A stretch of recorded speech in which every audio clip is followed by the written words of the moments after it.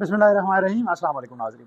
आज हम जिस मौजू पर बात करेंगे वो है आशोब चशम। एक ऐसी बीमारी, एक ऐसी वबा जो बहुत तेज़ी से हमारे इर्द गिर्द हमारे इलाके में फैलती हुई नज़र आ रही है। तो सबसे पहले हम जानते हैं ये आशोब चशम क्या है। ये आँखों की एक बीमारी है जिसकी वजह से आँखों में लाली, इसमें सुर्खी, दर्द और चुभन महसूस होती है। इसकी बुनियादी वजूहत क्या है या आशोब चशम क्यों होता है?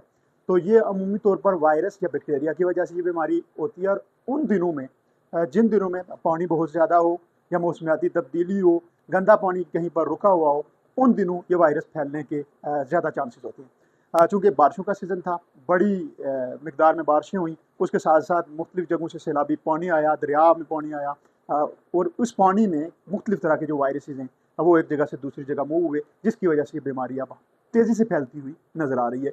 अब बात करते हैं कि इससे बचाव की क्या तदाबीर अपनाई जा सकती हैं। तो याद रखें, ये बीमारी एक शख्स से दूसरे शख्स में बड़ी आसानी के साथ मुंतकिल हो जाती है। अगर कोई शख्स इससे मुतासर है, आप उससे हाथ मिलाएंगे, मुसाफा करेंगे या उसकी कोई इस्तेमाल शुदा चीज़ इस्तेमाल करेंगे, तो ये बीमारी आसानी के साथ आप तक भी मुंतकिल हो जाएगी। इसलिए ज़रूरी है कि किसी शख्स की जो ज़ाती इस्तेमाल शुदा चीज़ें उनको इस्तेमाल ना किया जाए। कोशिश की जाए जो शख्स इस बीमारी से मुतासर है उससे सोशल डिस्टेंस रखा जाए और दिन भर साफ़ सुथरा रहने की कोशिश की जाए। हाथों को वक्फे वक्फे से धोया जाए, आँखों को धोया जाए, मुँह को धोया जाए, साबुन के साथ, किसी एंटी बैक्टीरियल साबुन के साथ धोया जाए तो ज़्यादा बेहतर है।